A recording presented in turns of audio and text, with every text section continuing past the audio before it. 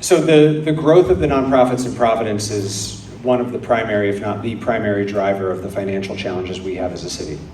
60% of the people are paying 100% of the bills. And that's why if you're a renter or a homeowner or a business owner, you're paying more than your fair share because 40% of the taxpayers are paying nothing or next to nothing. So I intend to break this into 3 pieces. First is a straight up cash payment, what's referred to as pilot, payment in lieu of taxes. The colleges, the private colleges currently make a pilot. It's expiring this year. The next mayor is going to get to renegotiate. The hospitals do not currently participate in that program at all. And so the large nonprofits, the private colleges and the hospitals need to participate. They need to renegotiate with the next mayor, and they need to make a sizable increase in what they pay in lieu of taxes. Separately, we need to break out the non-mission essential buildings. So what that means is for the colleges, if it's a classroom or a library, something that is directly related to their education mission, that falls under the pilot agreement. For the hospitals, if it's an operating room or a recovery room or a delivery room, that falls into the pilot portion of their payment.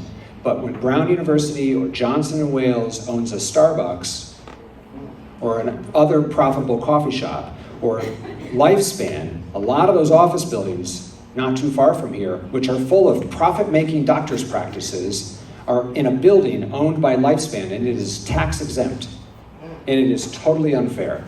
And so those folks need to pay full taxation on their non-mission property. And Gonzalo likes to make this false accusation about what Governor Raimondo proposed, because when we were in the state, we had a deficit every year that we had to close. And one of her proposals was to cut the distressed community aid and at the same time allow communities to tax non-mission essential buildings. And that got included in that proposal because of me.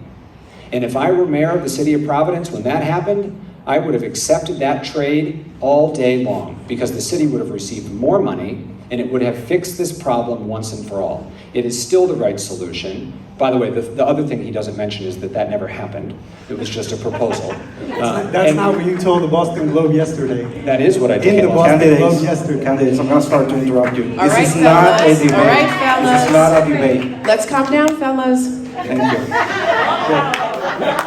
I lost a couple seconds. The third piece of the way in which I would attack this problem is that we need to get out of this fighting with the nonprofits and get to a place where we're working in the same direction. The colleges and the hospitals create a lot of good jobs in Rhode Island and a lot of good jobs in Providence. And so I want to work with them so that they have a commitment to hiring Providence residents and that we go to the State House together so that when those people pay income taxes and sales tax, the city can receive some of that money. Because right now, income tax and sales tax goes to the state, Smiley, your time is not over. the city. Thank you.